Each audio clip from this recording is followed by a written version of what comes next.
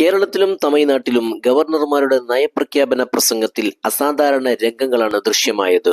കേരളത്തിൽ ഗവർണർ രാജേന്ദ്ര ആർലേക്കർ പിണറായി സർക്കാർ തയ്യാറാക്കിയ നയപ്രഖ്യാപന പ്രസംഗത്തിൽ കേന്ദ്രത്തെ വിമർശിച്ച ഭാഗങ്ങൾ ഒഴിവാക്കിയും തന്റേതായ ചില പരാമർശങ്ങൾ കൂട്ടിച്ചേർത്തുമാണ് വായിച്ചത്.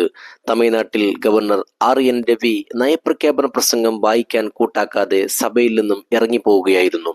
ഭരണഘടനാ അനുച്ഛേദം 176 പ്രകാരമാണ് ഓരോ വർഷത്തെയും നിയമസഭാ സമ്മേളനത്തിന്റെ തുടക്കത്തിൽ നയപ്രഖ്യാപന പ്രസംഗം ഗവർണർമാർ നടത്തുന്നത്. സർക്കാരിന്റെ അടുത്ത വർഷത്തെ നയങ്ങളും കർമ്മപദ്ധതികളും ജനപ്രതിനിധികളെയും ജനങ്ങളെയും അറിയിക്കുന്ന സുപ്രധാന ചടങ്ങാണിത്. മന്ത്രിസഭയാണ് ഈ പ്രസംഗം തയ്യാറാക്കുന്നത്. ഗവർണർ അത് വായിക്കുമ്പോൾ അദ്ദേഹം സർക്കാരിന്റെ ശബ്ദമായി മാറുകയാണ്. അവിടെ ഗവർണറുടെ വ്യക്തിപരമായ അഭിപ്രായങ്ങൾക്കോ രാഷ്ട്രീയ വിയോജിപ്പുകൾക്കോ സ്ഥാനമില്ല. തമിഴ്നാട്ടിൽ നിയമസഭാ സമ്മേളനത്തിന്റെ തുടക്കത്തിൽ ദേശീയ ഗാനത്തിനു പകരം തായ് വായത്ത് ഗാനം ആലപിക്കുന്നതാണ് ഗവർണറെ ചൊടിപ്പിച്ചത്. ദേശീയ ഗാനത്തോടുള്ള അവഹേളനമാണ് ഇതെന്ന് ഗവർണർ രവിയുടെ വാദം. എന്നാൽ സുപ്രധാന ചടങ്ങുകളുടെ തുടക്കത്തിൽ തമിഴ്നാടിന്റെ സാംസ്കാരിക അടയാളമായ തായ് വായത്ത് ഗാനം ആലപിക്കുന്നത് പതിറ്റാണ്ടുകളായുള്ള അവിടുത്തെ കീഴ്വഴക്കമാണ്. എങ്കിലും നിയമസഭാ സമ്മേളനം അവസാനിപ്പിക്കുന്നത് ദേശീയ ഗാനത്തോടെയാണ്.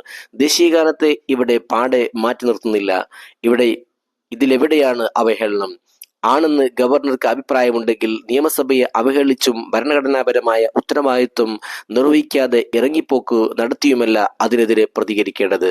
സർക്കാർ നിലപാടിനോട് വിയോജിച്ച് പ്രതിപക്ഷ കക്ഷികൾ ചിലപ്പോൾ സഭയിൽ നിന്ന് ഇറങ്ങിപ്പോവുകയും സഭ ബഹിഷ്കരിക്കുകയും ചെയ്യാറുണ്ട്. അത് രാഷ്ട്രീയ പ്രതിഷേധമാണ്. ജനങ്ങളുടെ പേരിലാണ് ജനങ്ങളാൽ തെരഞ്ഞെടുക്കപ്പെട്ട രാഷ്ട്രീയ പ്രതിനിധികൾ പ്രതിഷേധിക്കുന്നത്. ഗവർണർമാർ ആർക്കു വേണ്ടിയാണ് പ്രതിഷേധിക്കുന്നത്?